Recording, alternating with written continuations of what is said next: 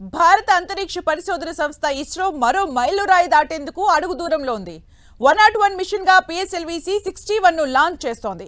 ఆదివారం ఉదయం 5:59 నిమిషాలకు శ్రీహరికోటలోని సతీష్ ధావన్ స్పేస్ సెంటర్ నుంచి PSLV-C61 నింగిలోకి దూసుకెళ్లనుంది. దీంతో బార్డర్స్ పై నిఘా మరింత బలోపేతమవుతుంది. EOS-09 శాటిలైట్ సరిహద్దులు, తీర ప్రాంతాలపై డేగ కన్ను వేయనుంది.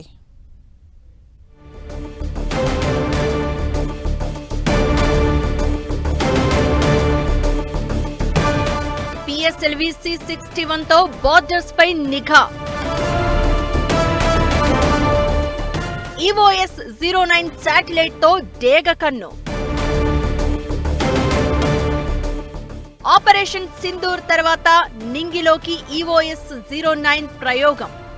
శత్రువుల కదలికల్ని పసిగట్టే EOS-09 శాటిలైట్. అవును, ఇస్రో PSLV-C61 మన దేశానికి చాలా కీలకం. ఇందులో EOS-09 పేలోడును అమర్చారు. రీసాట్ 1Bగా పిలిచే 1696 కిలోల బరువున్న ఈ రాడార్ ఇమేజింగ్ శాటిలైట్ మన దేశంపైనే కాకుండా సరిహద్దు ప్రాంతాలకు అవతల తీర ప్రాంతాలపైన ప్రత్యేక నిఘా పెడుతుంది.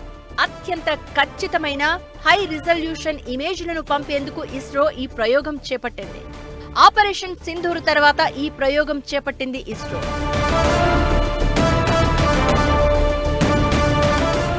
EOS-09 శాటిలైట్ మన ఆర్మీకి వెన్నుదన్నుగా ఉండనుంది.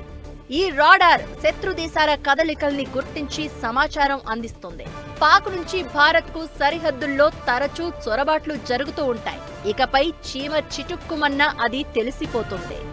చైనా, మయన్మార్, బంగ్లాదేశ్, శ్రీలంక, మాల్దీవులు ఇలా చాలా దేశాలు సరిహద్దు ప్రాంతాల వెంట ఈ శాటిలైట్ రియల్ టైమ్ ఇంటెలిజెన్స్ అందిస్తుంది.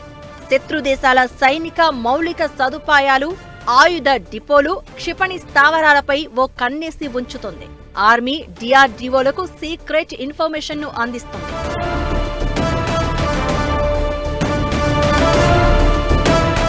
మన దేశంలో 7500 కిలోమీటర్ల తీర ప్రాంతాన్ని పర్యవేక్షించడంలోనూ EOS-09 కీలకం కానుంది. ఉగ్రవాద బెదిరింపులు, డ్రగ్స్ రవాణా లాంటి కార్యకలాపాలకు ఈ రాడార్ చెక్ పెడుతుంది. C band synthetic aperture radar అన్ని వాతావరణ పరిస్థితుల్లో రాత్రి పూట కూడా చాలా హై రెజల్యూషన్ చిత్రాల్ని అందిస్తుంది. 2022లో EOS-04 శాటిలైట్ ను నింగిలోకి పంపారు. దానికి అప్డేటెడ్ వర్షన్ EOS-09.